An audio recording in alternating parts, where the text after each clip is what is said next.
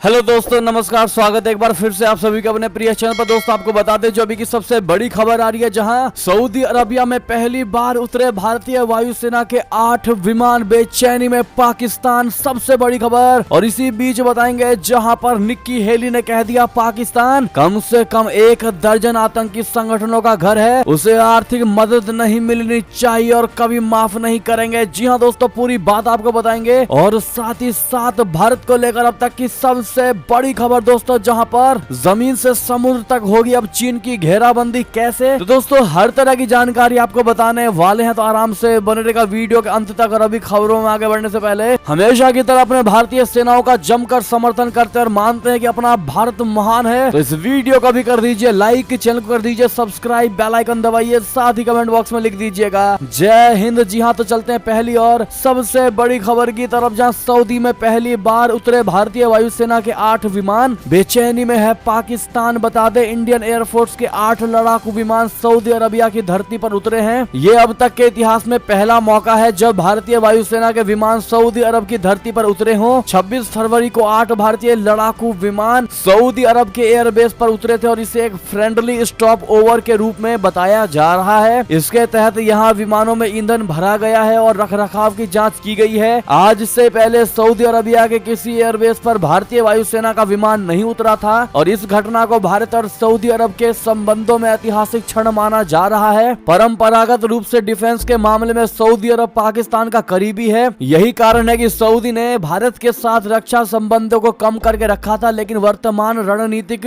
स्थितियों को देखते हुए सऊदी अरब तेजी से अपने संबंधों को भारत के साथ मजबूत कर रहा है। जी हाँ दोस्तों, अब ऐसे में पाकिस्तान को तगड़ी वाली मिर्ची लगनी तय है। भारतीय वायुसेना के सऊदी अरबिया बेस पर उतरने पर पाकिस्तान को डर है कि कहीं सऊदी अरब अपनी रक्षा जरूरतों के लिए उसका साथ छोड़कर कहीं भारत का हाथ ना थाम ले। पाकिस्तान शुरू से ही सऊदी अरब की सेनाओं को ट्रेनिंग देता रहा है। वर्तमान में भी पाकिस्तानी सेना का एक छोटा दल सऊदी अरब में मौजूद है। अगर डिफेंस को लेकर पाकिस्तान और सऊदी अरब में दूरियां बढ़ी तो ये भारत के लिए बहुत बड़ी खुशखबरी होगी। पाकिस्तान इसी के एवज में सऊदी अरब से पैसे भी ऐंठता है। जी हाँ दोस्तों, अगर भारत ने सऊदी अरबिया को सर्विस देनी शुरू कर दी दोस्तों, तो सऊदी अरब के लिए बहुत फायदेमंद होने वाला है, क्योंकि भारत हमेशा किफायती दामों पर ही अपनी सर्विस देता है। बहरहाल अगर ऐसा होता है तो पाकिस्तान दोस्तों फिर कहीं का नहीं रह जाएगा। वैसे भी 90% पाकिस्तान डूब चुका है। चलते हैं दोस्तों अगली बड़ी खबर की तरफ, लेकिन उससे पहले इन भारतीय वायुसेना को ऑल द बेस्ट जरूर कहिएगा दोस्तों। साथ ही साथ एक और बड़ी खबर आपको बता दें, जहां पर अमेरिकी निक्की हेली ने कहा पाकिस्तान कम से कम 1 दर्जन से भी ज्यादा आतंकी संगठनों का घर है, उसे आर्थिक मदद बिल्कुल नहीं मिलनी चाहिए। बता दे कुछ दिन पहले ही राष्ट्रपति पद के लिए चुनाव लड़ने का ऐलान करने वाली रिपब्लिकन पार्टी के नेता निक्की हेली ने पाकिस्तान पर अपने हमलों को जारी रखा है। भारतवंशी हेली ने अब कहा है कि पाकिस्तान कम से कम 1 दर्जन से अधिक आतंकी संगठनों का घर है और उसे अमेरिका से बिल्कुल भी आर्थिक मदद नहीं मिलनी चाहिए। संयुक्त राष्ट्र यूएन में अमेरिका की राजदूत और 2 बार दक्षिण कैरोलिना जिले से गवर्नर रह चुकी 51 वर्षीय हेली ने पिछले महीने ही 2024 के राष्ट्रपति चुनाव के लिए अपनी उम्मीदवारी का ऐलान किया था। इसके बाद से ही वो अमेरिका के दुश्मन के तौर पर देखे जाने वाले देशों के प्रति आक्रामक रुख अख्तियार किए हुए हैं। बुधवार को एक ट्वीट में उन्होंने पाकिस्तान को घेरते हुए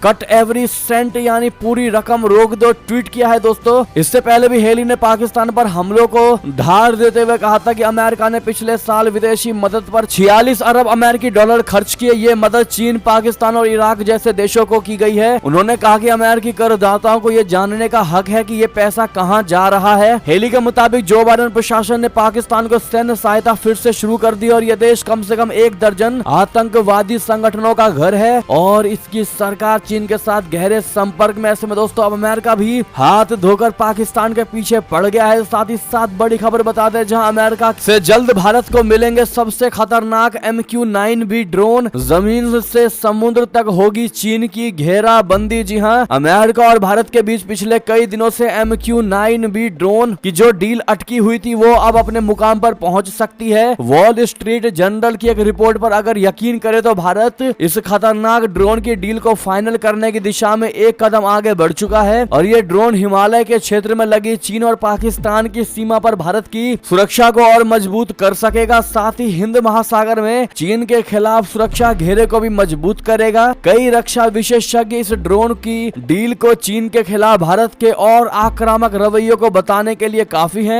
MQ-9B ड्रोन को दुनिया का सबसे एडवांस्ड ड्रोन माना जाता है और ये ड्रोन पनडुब्बी रोधी युद्ध क्षमता से लैस है। इसके साथ ही साथ जमीन पर हमला करने के अलावा एंटी शिप मिसाइल को भी निशाना बना सकता है। इसके आने से भारतीय नौसेना की ताकत में कई गुना इजाफा हो जाएगा। बहरहाल दोस्तों, क्या भारत को अमेरिका की ये सबसे खतरनाक MQ-9B ड्रोन खरीदनी चाहिए? दोस्तों, आप लोग क्या कहते हैं? कमेंट में लिखना मत भूलिएगा और वीडियो को जितना ज्यादा उसके साथ शेयर कर दीजिएगा व्हाट्सएप फेसबुक पर। बात करते हैं एक और खबर की, जहां सीमा विवाद के बीच पहली बार चीन के विदेश मंत्री से मिले जयशंकर जी। वीडियो में दिखा कैसा था इनका रिएक्शन। जी हां, चीन के साथ सीमा विवाद के बीच विदेश मंत्री जयशंकर ने चीनी विदेश मंत्री से मुलाकात की। G20 के विदेश मंत्रियों की इस बैठक में हिस्सा लेने चीन के विदेश मंत्री किन गांग भारत आए हैं। इस दौरान दोनों नेता बेहद गर्मजोशी से मिले। बैठक के बारे में विदेश मंत्री जयशंकर जी ने कहा कि हमारी चर्चा द्विपक्षीय संबंधों, विशेष रूप से सीमा क्षेत्र में शांति और स्थिरता के लिए वर्तमान चुनौतियों का समाधान करने पर केंद्रित थी। हमने G20 एजेंडे के बारे में भी बात की। इससे पहले चीन के विदेश मंत्री किन गांग ने कहा था कि वो भारत के साथ अपने संबंधों को महत्व देता है। उन्होंने कहा कि दोनों के बीच मजबूत संबंध दोनों देशों और उनके लोगों के बुनियादी हित में है। हांगकांग स्थित साउथ चाइना मॉर्निंग पोस्ट अखबार ने इसे अवरोध हटाने वाली यात्रा करार दिया। पिछले साल दिसंबर में वांग ई के बाद पद संभालने के बाद किन की ये पहली भारत यात्रा है और साथ ही साथ ये जयशंकर से उनकी पहली मुलाकात भी है। बढ़ते हैं दोस्तों अगली खबर की ओर, जहां रशिया पर विवाद के बीच G20 के विदेश मंत्रियों को प्रधानमंत्री मोदी जी ने दिया बड़ा संदेश। बता दें, नई दिल्ली में चल रही इस G20 के विदेश मंत्रियों की बैठक को प्रधानमंत्री नरेंद्र मोदी ने संबोधित किया है। अपने संबोधन में नरेंद्र मोदी ने यूक्रेन युद्ध का जिक्र करते हुए कहा है कि ग्लोबल गवर्नेंस पूरी तरह फेल हो चुका है। उन्होंने विदेश मंत्रियों को संबोधित करते हुए कहा है कि इस वक्त पूरी दुनिया में विभाजन और मतभेद का दौर चल रहा है। उन्होंने उम्मीद जताई है कि इस बैठक से बेहतर परिणाम निकलकर सामने आएंगे। अपने एक रिकॉर्डेड संदेश में पीएम मोदी ने कहा कि पिछले कुछ वर्षों से हम वित्तीय संकट, जलवायु परिवर्तन, महामारी, आतंकवाद और युद्ध जैसी मुश्किलें झेल रहे हैं, जो स्पष्ट रूप से दिखाता है कि ग्लोबल गवर्नेंस विफल हो गया है। मोदी ने आगे कहा, हम गहरे वैश्विक विभाजन के समय मिल रहे हैं। इन मतभेदों को कैसे हल किया जा सकता है, इस पर हम सभी की अपनी स्थिति और हमारे अपने दृष्टिकोण हैं। हालांकि दुनिया की अग्रणी अर्थव्यवस्थाओं के रूप में हमारी जिम्मेदारी उन देशों के प्रति भी बनती है जो G20 के सदस्य नहीं है। जी हाँ दोस्तों, साथ ही साथ बड़ी खबर बता दे, जहां क्या कंगाल पाकिस्तान परमाणु हथियार बेचकर कर्ज चुकाएगा, अवाम और सेना दोनों है भूखी, चौंका देंगी ये वाली रिपोर्ट। बता दे, पाकिस्तान में आर्थिक संकट काफी गहरा गई है। देश में महंगाई चरम पर है और हजारों परिवारों के सामने रोजी रोटी की समस्या खड़ी हो गई है। बदहाली का ये आलम है कि पाकिस्तानी सेना के बजट में भी कटौती की गई है और इसी बीच ऐसी खबरें हैं कि पाकिस्तान की सरकार देश को कर्ज से उबारने के लिए परमाणु हथियारों को भी बेच सकती है। पाकिस्तानी रक्षा विशेषज्ञ भी देश की सरकार को कर्ज से उबारने के लिए परमाणु बम को एक्सपोर्ट करने की सलाह दे रहे हैं। पाकिस्तान से आई एक